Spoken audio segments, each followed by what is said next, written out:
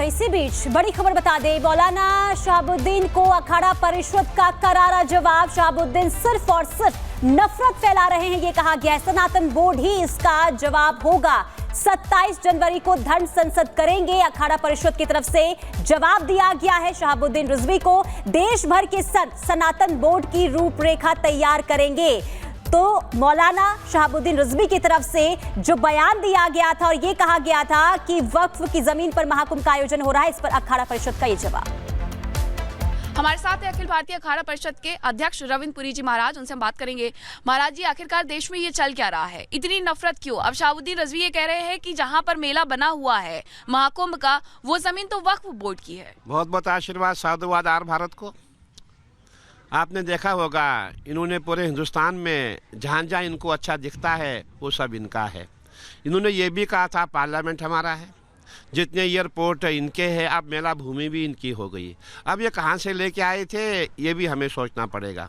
हमारा ये कहना है कि इसीलिए इनकी जो वक्फ बोर्ड की भूमि है उसका 80% जो है स्नातन बोर्ड को दिया जाए। इसीलिए हम लोगों ने प्रयास किया है। स्नातन बोर्ड का गठन होना अति आवश्यक है, ताकि जो ये लोग हैं इनको सबक सिखाना पड़ेगा और सबक भी सिखाना पड़ेगा। यही समय हमारा है और हमारा प्रयास है बहुत जल्दी से हम ये स्नातन बोर्ड का गठन करेंगे और इनकी भूमि जो 80% भूमि हम इनसे लेके रहेंगे।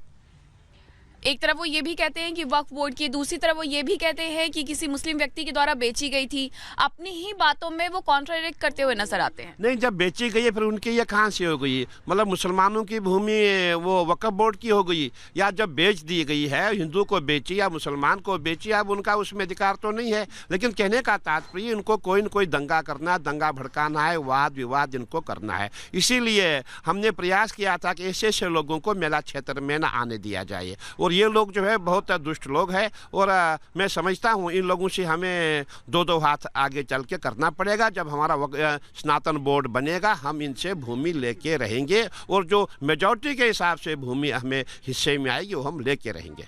तो ये मुस्लिमों के नेता बन रहे हैं या जानबूझ करके जो नफरती गैंग है उसे एक्टिव कर रहे हैं? देखिए, आपने देखा होगा ये जितने भी लोग हैं ये हमेशा इनका प्रयास रहा है कि कैसे हम लोग स्नातन का विरोध करें और इन्होंने पूरा प्रयास किया है स्नातन कैसे मिट जाए, जितने भी हमारे हिंदू हैं हिंदुओं का विरोध कैसे किया जाए। और आप देख रहे हैं पूरे भारत में ऐसा हो रहा है और इसीलिए हमने ये प्रयास किया है कि स्नातन बोर्ड हमारा बनेगा, उस समय इनको ऐसा जवाब हम देंगे कि जीवन में याद रखेंगे। और स्नातन बोर्ड का गठन इसीलिए बहुत अति आवश्यक है क्योंकि आपने देखा होगा इनके पास जो है करीबन 1 स्टेट की लैंड इनके पास है और हमारे पास कुछ भी नहीं है। हमारे जितने भी मंदिर है, जितने मठ है, सब सरकार ने लिए, सरकार ने कब्जे किए, लोगों ने कब्जे किए, हमारे पास कुछ भी नहीं बचा है। इसीलिए हम चाहते हैं स्नातन बोर्ड का गठन हो जाए और इनकी भूमि भी हम लेंगे और जो जो मंदिर मठ हमारे लोगों के पास है वो पुनः वापस हो जाएंगे। तो वक्फ बोर्ड का जवाब सिर्फ और सिर्फ सनातन बोर्ड हो सकता है। और ये क्या महाकुंभ में आप लोग मांग करने वाले हैं? क्योंकि मैंने सुना है 26 जनवरी को एक धर्म संसद भी साधुओं के द्वारा बुलाई गई है। देखिए, हमारा प्रयास है 27 जनवरी को हमने धर्म संसद रखा हुआ है जिसमें सभी साधु संत महामंडलेश्वर देश विदेश से लोग आएंगे और हमारा प्रयास है बहुत जल्दी हम निर्णय लें। हमारा ये है कि उसका प्रारूप कैसे होगा, कैसे बनाया जाए, सबसे वार्ता होगी, उसके बाद हम प्रयास करेंगे स्नातन बोर्ड का गठन हो। और कुंभ की जमीन पर वक्फ के दावा करने वाले बयान पर अब अखाड़ा परिषद के सचिव ने करारा प्रहार किया है और उन्होंने कहा है कि गंगा जी सनातन के समय से है, इसके अलावा कुंभ सतयुग के समय से है और जो भी लोग इस पर बयान दे रहे हैं वो गलत है। क्या कुछ कहा है, आपको सुनवाते हैं। महाराज जी, ये बताइएगा कि एक तरफ ये कहा जा रहा है कि धर्मांतरण, दूसरी तरफ कहा जा रहा है कि जो जमीन है गंगा की जमीन पे क्या कोई अपना हक, अपना दावा पेश कर सकता है? ये तो मूर्ख आदमी है। ये पूछिए, गंगा जी हमारी सनातन यानी सतयुग से चली आ रही है, ये कुंभ हमारा सतयुग से चला आ रहा है। अब इनसे पूछिए ये जमीन इनकी कैसे हो गई? ये धर्म पहले आया कि हम लोग पहले से है? वक्फ बोर्ड तो बाद में बना ना। तो ये कोई छोटा सा भी बच्चा भी समझेगा कि महाकुंभ तो सनातन सतयुग से चला आ रहा है, इनकी बोर्ड की ज़मीन कैसी होगी? इनकी तो बुद्धि जो है ना, इनको तो पागल खाने में, बरेली के पागल खाने में भर्ती कर देना चाहिए।